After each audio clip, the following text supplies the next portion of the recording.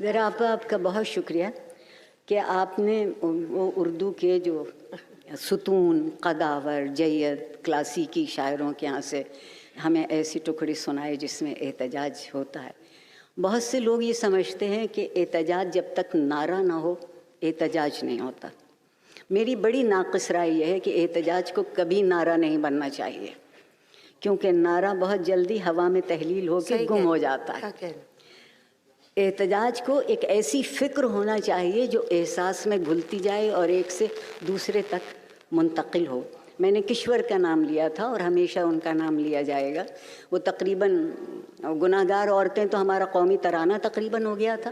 تو اور اس نظم کی جو ایک شدت یا وقت ہے، اس میں سب سے بڑی بات یہ ہے کہ چند لوگوں کو یہ دعویٰ میسر آ جائے کہ باقی ہم سب گناہ گار ہیں اور موجب قتل. اب ہم اس سے کم کی بات نہیں کرتے.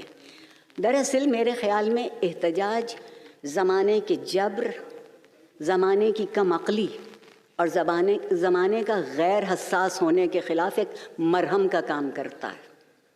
آواز اونچی ہو کے سننے والا بہرا ہوتا ہے، اور سننے والا اس لیے بہرا ہوتا ہے کہ اس کے کانوں میں اقتدار کی روئی ٹھسی ہوئی ہوتی ہے. واہ واہ واہ. وہ اپنی آواز کے سوا کوئی دوسری آواز سننا نہیں چاہتا. شاعری میں اس بات کو آگے دوسرا نام کشور کے ساتھ جو لینا چاہیے وہ فہمیدہ ریاض کا نام ہے. وہ فہمیدہ ریاض کا نام ہے. فہمیدہ جہاں کہیں بھی ہیں میرا سلام قبول کر لیں، اس لیے کہ فہمیدہ نے احتجاج کیا اور تہذیب اور ادب اور فلسفے، تین چیزوں کو اپنا موضوع بنایا اور ان کو اپنے سامنے رکھا. میرے سامنے نور الہدیٰ شاہ بیٹھی ہیں. بتائیے اتنے احتجاجی لوگوں کے سامنے، اور ہم یہ سمجھتے ہیں کہ احتجاج میں ہم اپنے غصے کا اظہار کر رہے ہیں. میں بہت معذرت کے ساتھ کہوں گی کہ ہم احتجاج میں اپنے شدید غم کا اظہار کرتے ہیں. ہمیں غصہ نہیں ہوتا، ہمیں نقصان کا احساس ہوتا ہے کہ جو برسوں کی جمی جمائی تہذیب ہے اس کو طاقت کی دیمک چاٹنا شروع کرتی ہے. اور جب طاقت کی دیمک چاٹتی ہے، میں نے صبح بھی یہ بات کہی تھی کہ آنکھوں کے سامنے تیسری نسل برباد ہو رہی ہے. چند لفظ ہم نے اپنی دل کی تسلی کے لیے ڈھونڈ لیے ہیں. اگر ہم وہ چند لفظ کہتے رہتے ہیں تو ہم بڑے مؤدب، بہت مہذب، بہت فرما بردار قوم ہیں. اور اگر ہم ان تین چیزوں کے بدلے ہم کہتے ہیں ہمارا حق ہے، ہمارا ادراک ہے، ہمارا شعور ہے، ہماری زندگی ہے، آپ اس کو غصب کرنے والے کون ہوتے ہیں؟ تو وہ یہ کہتے ہیں کہ سکون تو قبر میں ملے گا. کیا کہتے؟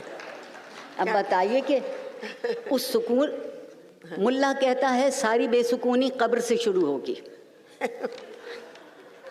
سیاستدان کہتا ہے سکون قبر میں ملے گا. تو میں اور آپ تو کہیں معلق ہیں. نہ جیتے جی سکون ہے، نہ مرنے کے بعد سکون ہے. تو جو دراصل احتجاج ہمارے ہاں جو اٹھا، اور میں کشور اور نور الہدیٰ ان دونوں کو خدا بہت زندگی دے اور بہت تخلیقی زندگی دے. دراصل بات اس کی تھی کہ جب برداشت، رواداری، انصاف، خیال اور فکر سے بھی نکل جائیں تو احتجاج ہوتا ہے. عمل سے نکلیں تو یہ خیال ہوتا ہے کہ یہ بے عملی میں غلطی کر رہے ہیں، کوئی دوسرا آ کے اس کو اصلاح کر دے گا. لیکن جب خیال اور فکر تک بات پہنچے تو پھر پریشانی کی بات ہوتی ہے.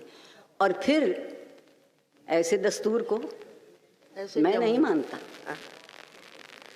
کیوں نہیں مانتا؟ اس لیے کہ وہ میری اور آپ کی زندگی کو مسخ کرنا چاہتا ہے. جی ذرا آپ کہیے. جی نہیں، میں کہہ رہی تھی کہ ابھی کچھ دنوں پہلے آپ لوگوں نے، زیادہ دنوں کی بات نہیں ہے، شاید سال 2 سال کی بات ہوگی، اب تو سال یوں گزرتا ہے، دیکھا ہوگا کہ ہماری شریعہ کونسل میں اتفاق سے 2 ہمارے جو بڑے باعزت لوگ تھے انہیں ایک دوسرے پہ غصہ آ گیا اور ایک دوسرے سے دست و گریباں ہو گئے. جو صدر تھے وہ بھی اور ایک اور ہیں وہ بھی. تو بہت ہی انتہا درجے کی بد اخلاقی کا وہاں مظاہرہ ہوا. آج کل ڈھونڈتی پھرتی ہوں تو دیکھیے ایک مخمس ایک صنف ہے جس میں 5 مصرے ہوتے ہیں. تو اس میں وہ کہتا ہے سودا کہ مسجد میں واعظوں کے تئیں لگ گئے ہیں پر، مسجد میں واعظوں کے تئیں لگ گئے ہیں پر، زاہد نے ٹھونکا شیخ کو پگڑی اتار کر، زاہد نے ٹھونکا شیخ کو پگڑی اتار کر، قاضی نے محکمے میں مچایا ہے شور و شر، قاضی نے محکمے میں مچایا ہے شور و شر، مستی سے اس نگاہ کی لے محتسب خبر، دنیا تمام بزم خرابات ہو گئی۔ یہ 200 برس پرانی شاعری جس کو میں آپ کو سنا رہی ہوں۔ دیکھیے کیسے کیسے، اچھا انقلاب جب دیکھا، واہ واہ واہ واہ، لقمے لقمے کے لیے حیراں ہوئے ہیں شہر شہر، لقمے لقمے کے لیے حیراں ہوئے ہیں شہر شہر، مثل ماہ نو پڑے پھرتے ہیں عالی ہمتاں، آن میں اوج نسب کو، آن میں اوج نسب کو پہنچے محجوب النسب، آن میں اوج نسب کو پہنچے محجوب النسب، خاک ذلت پر گرے، خاک ذلت پر گرے پل میں فلاں ابن فلاں، چتر ہوتا کاسے فقرا نظر آیا مجھے، اور بارہا تختے پہ دیکھا صاحب تخت رواں۔ یاد ہے جب بھٹو صاحب کی پھانسی سے پہلے ہم بالکل ایسے بیٹھے ہوئے تھے کہ اب خبر کیا آتی، اور اس وقت معلوم نہیں کس کا ایک شعر ہم مشہور ہو گیا تھا اس 2-3 دنوں میں، معلوم نہیں کس کا تھا، شاید معلوم ہو افتخار کو یا کشور کو، کہ خبر ہے گرم کہ ہے آج میرے قتل کی رات، اور کہاں گئے میرے بازو کہاں گئے میرے ہاتھ۔ تو یہ سب چیزیں کسی شاعر نے کہا تھا کہ اچھا بڑا شاعر ہوتا ہے وہ اپنے سے 100 برس آگے کی آنے والے زمانے کو محسوس کرتا ہے۔ تو جب میں یہ شعر پڑھتی ہوں تو مجھے لگتا ہے کہ بہت کچھ دیکھ کے، بہت کچھ سوچ کے ان لوگوں نے یہ سب کیا۔ کہاں چلے آ رہے ہیں؟ میں گزارش کرنے جا رہی ہوں ذرا آواز۔ اچھا